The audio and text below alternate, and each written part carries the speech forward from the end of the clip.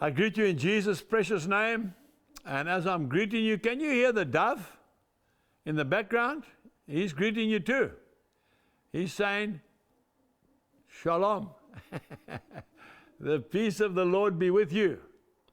And you know, peace comes when you remember that God never forgets His promises.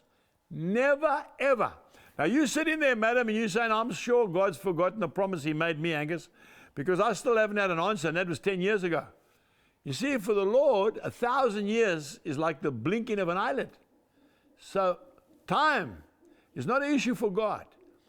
God said it, I believe it, that settles it. Isn't that what that old Yorkshire plumber used to say? I've adopted that saying. God has never forgotten you. God always remembers. I really want you to understand that. Always. Problem is, with us, with you and me, we become impatient, we don't wait for the Lord, and then we make our own plan. What happened to King Saul, the first king of Israel? He was a very handsome man. He stood head and shoulders above any other man in Israel. And he was chosen by God, and Samuel the prophet anointed him to be the first king of Israel. And he was a good king. But the one time he was in a battle, and the enemy was getting bigger, and his soldiers were starting to run away. And he was waiting for Samuel to come and to offer up a sacrifice to God so that they could start the fight. And Samuel never came. And so he said, who's Samuel? I'll do it. And as he started doing it, who came over the hill? Samuel the prophet. And Samuel said, your anointing has departed. Why? Because he didn't wait. You need to wait. God is coming. There's a young girl watching this program now. She says, I have been waiting for the man of my dreams. He still hasn't come, Uncle Angus. I'm just going to marry that guy down the road. I don't really love him, but I want to get married. Don't do it. You'll regret it. You know what will happen? You'll marry him. And I'm sure he'll be good to you, but he won't be your first love. And then what will happen is maybe 6 months, a year's time, the man will walk down the road and you'll see him and you'll know it's him. But you didn't wait. Don't do that, because God always remembers. God never forgets. If we go to the first book in the Bible, the book of Genesis, and chapter 8 and verse 1. Remember now, Noah and his family and all the animals have been drifting on the water for 150 days. They must have been saying, Lord, where are you? Have you forgotten us? Okay? And this is what it says. Genesis chapter 8, verse 1.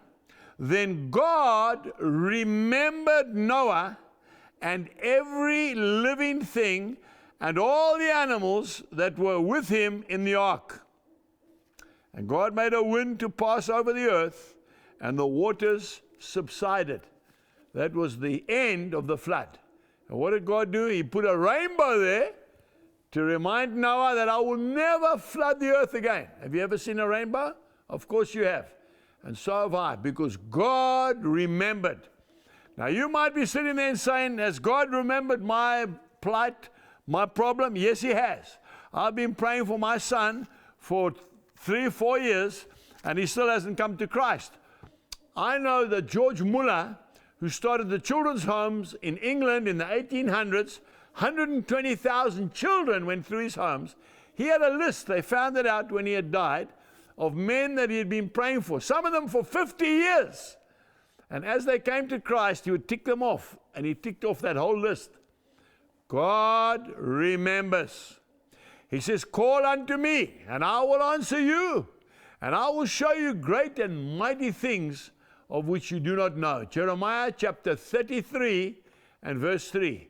It's God's telephone number. Call unto the Lord, and He will remember. He never forgets. And He has got your case, and it's going to be answered in this life. Goodbye.